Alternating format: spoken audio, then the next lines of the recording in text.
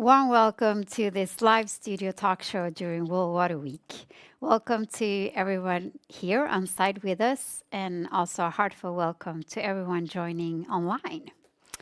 This next session, we're gonna dive in and learn a lot and explore about product sustainability as the final frontier in water's net zero journey. And to do that, I'm delighted to have real experts with me on stage. And before we dig in more to the issues, I would love you to introduce yourself shortly. Thank you, Soledad, and thank you, Siwi, for having us. My name is Stephanie Smith, and I'm the Director of Global Product Sustainability at Xylem. Hi, Soledad.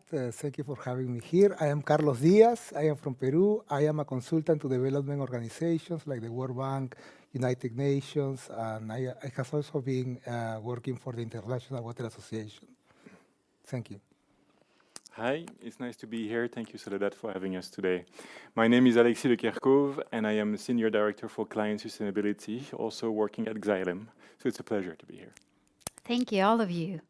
Many organizations across different sectors are committing to net zero journeys. And you at Xylem, you have been working at Xylem for 7 years? Yes. Now, yeah. Yes. And all of you are experts on these issues, but you're really also an expert when it comes to product sustainability. But maybe if we just start by introducing like an overall, like why is product sustainability so important when it comes to achieving net zero targets? Yeah, thank you. Thank you for that question. So I think of product sustainability really as the environmental impact that our products have on the environment. So when we start talking about reducing, mitigating climate change, when you're a manufacturer like Xylem, you have to think about your products when you think about a net zero journey and what is the impact of our whole portfolio of products. And we started diving into that question and looking at Xylem's overall carbon impact, and quite surprisingly learned that over 95% of our carbon emissions are in our product portfolio. And even more surprising than that was that it's not just how we make the products.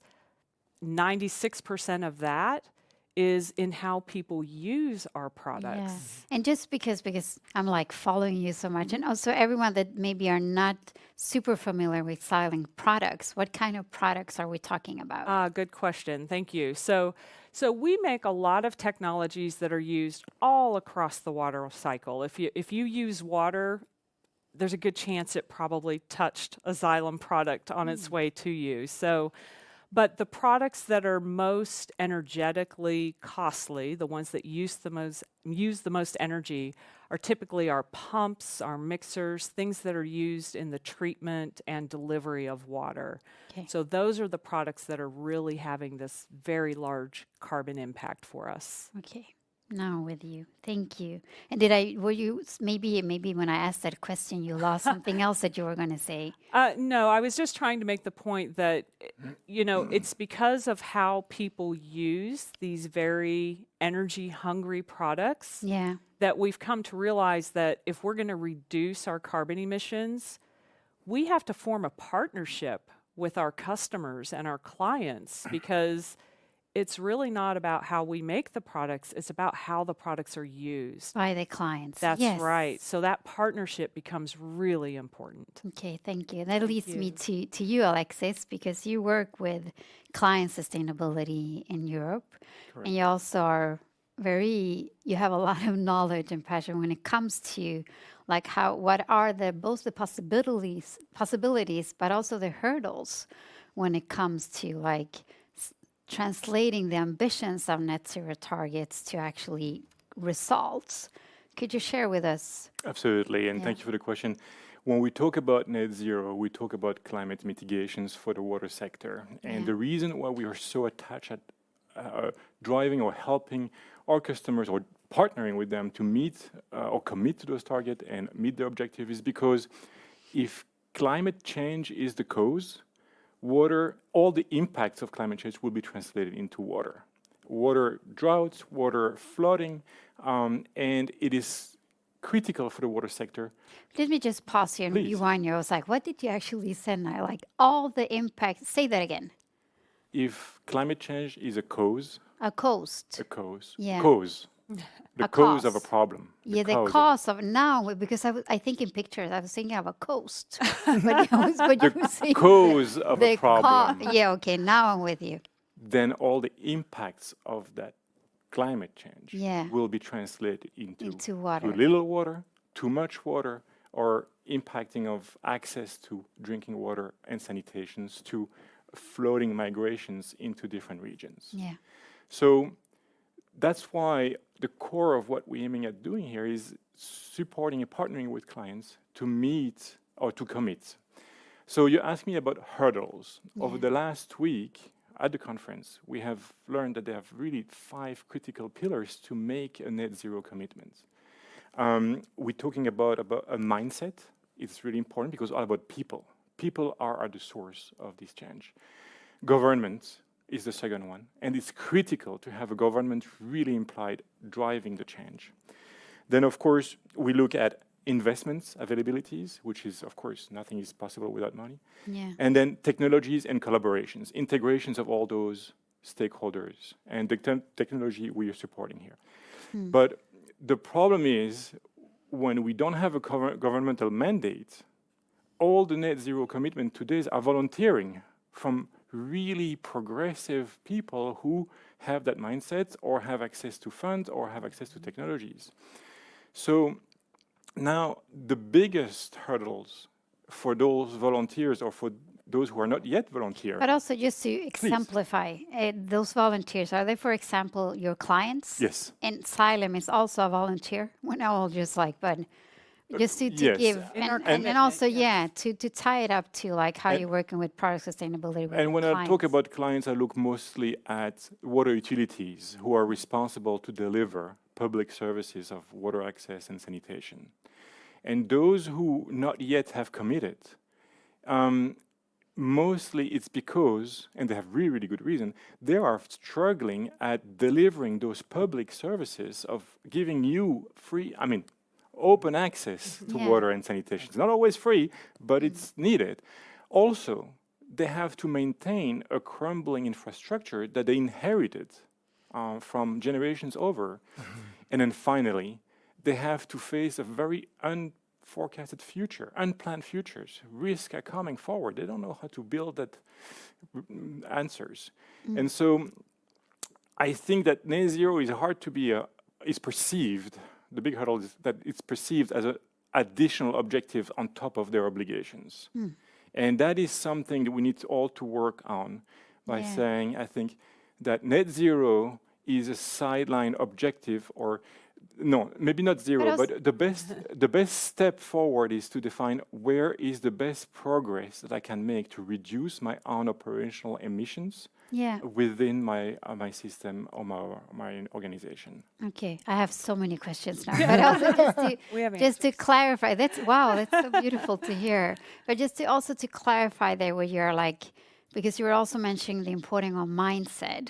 Correct. And when you're talking, of course, it's in one way it's good when you volunteer to do something, but you have to also realize what are the benefits of us engaging and also maybe investing in it. And then also, like you were saying, it's like so much of it's linked to the products. It's like how to make sure I use the products in a way that contribute. What are the upsides here? What are the positive things? Well, and I think it's really important for people to understand that there are a lot of things we could do to use these products better. Yeah. And so one of the things we've been talking about at Xylem is our digital transformation, for example, is a real enabler. So don't just buy a pump and think about that holistic application and how you're really going to use that pump. And can we, as a supplier, give you additional tools? We think a lot about digital tools. That pump doesn't need to run 24 hours a day, 7 days a week. It really only needs to run a fraction of that. And through digital enablement, we can help people use the technology much more efficiently. And that's one of the ways that, we can help our clients operate more sustainably. You can help or you're helping. We are helping. We're Yeah, good. We're definitely because doing I'm it. like, it's like we need to. You're doing We it can now. help the ones who don't realize it Absolutely. yet, Okay, though. good. There That's are, good. there But are it's like, clients, please tell me you're helping. yes. Well, because like Alexi said, you know, a lot of these folks are just trying to deliver the water. Yeah. They're not even thinking about this yet. And so this just feels like another obligation to them. But it's really something that we can help them make gains now. Yeah. Wow. Thank you. And also now to invite to hear from you, Carlos. You're not working at Xylem. Maybe No. you're cooperating with them. I don't. Right. Yeah, you are. You're like, yeah, right. But you bring also like from your experience, like a perspective from the South. What do you think is important to highlight, or what are your contributions now? Thank you. Thank you for the question. Yeah, you know, as Alexis rightly said, utilities are responsible to provide one of the most basic human rights, access to clean water and sanitation, right? But you know that is, unfortunately, that is not the reality in many parts of the world. In many parts of the world, let's say, as we say, in the global south, utilities are struggling to reach universalization of the service. So they are not providing the service to all the population, let alone a good quality service, right? And so for them, maybe it seems like it is not a priority. For them, it is more important now to understand what they can do, actually, for instance, in terms of start understanding where the emissions are, what are the opportunities that they have, even like simple things for utilities in rich economies, like, for instance, to calculate emissions, right?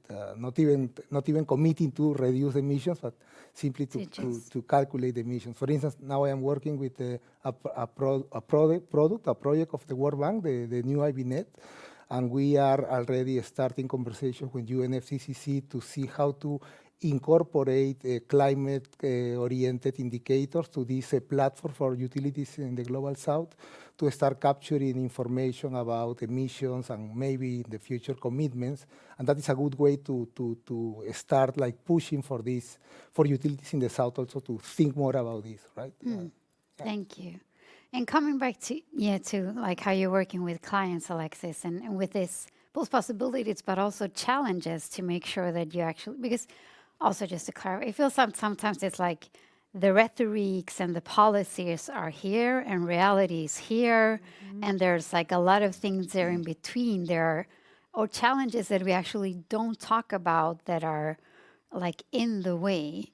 What would you say is the most important things, like the barriers? And you mentioned it before, but like working with clients, how do you making it more accessible and possible? And also, what's the awareness that sometimes is lacking when it comes? Because it's like we simplify things, but there are things that.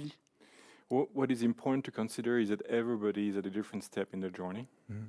All maturities, even for the global north and the Western world, where we are all dealing with a lot, people have different maturity within climate mitigation. Yeah.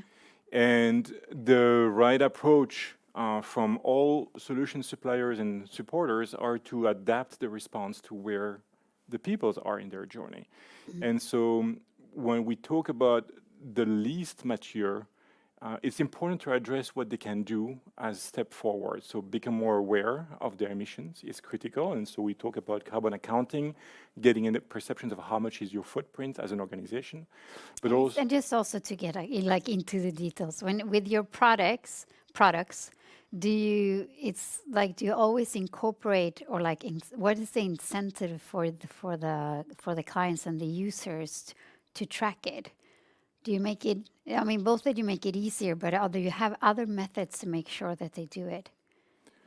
to track the product? Or what, No, what to exactly? track the emission. Oh, the emission. No, no, absolutely. So, yes, and emissions are, based on the maturity, you will see that emissions are firstly associated with how much energy is being used. Yeah. So becoming conscious of energy efficiencies and the source of that energy, because most around the world is coming from fossil fuel origin, Yeah. right? There's only 20% of available renewable energy globally, so there is a shortage for sure.